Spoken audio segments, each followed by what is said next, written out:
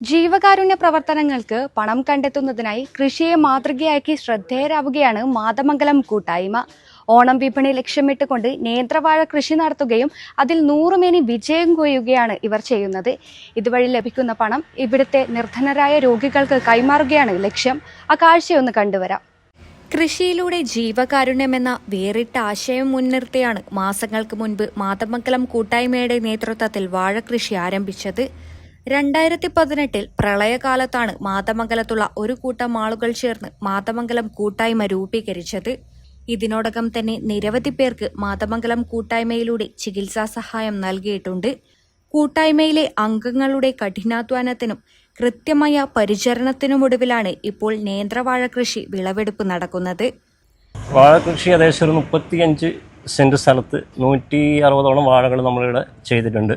അപ്പോൾ ഇത് ഓണത്തിന് ഏകദേശം വിളവാവുന്നുള്ള രീതിയിലാണ്. എന്നാലും കുറച്ച് വാഴകൾ നമുക്ക് കൊത്താൻ വേണ്ടിയിട്ട് ഓണത്തിനാവുമെന്ന് തോന്നുന്നു. ഇതൊക്കെ നമ്മളെ കൂട്ടായ്മയിലെ മെമ്പർമാർ തന്നെയാണ് ഇതിൻ്റെ പണികളൊക്കെ ചെയ്തത്. ഇതിൽ നിന്ന് കിട്ടുന്ന വരുമാനമൊക്കെ നമ്മൾ ജീവകാരുണ്യ പ്രവർത്തനത്തിനാണ് ഉപയോഗിക്കുന്നത്. പൂർണ്ണമായും ജൈവ രീതിയിലാണ് വാഴകൾ പരിപാലിച്ചത്.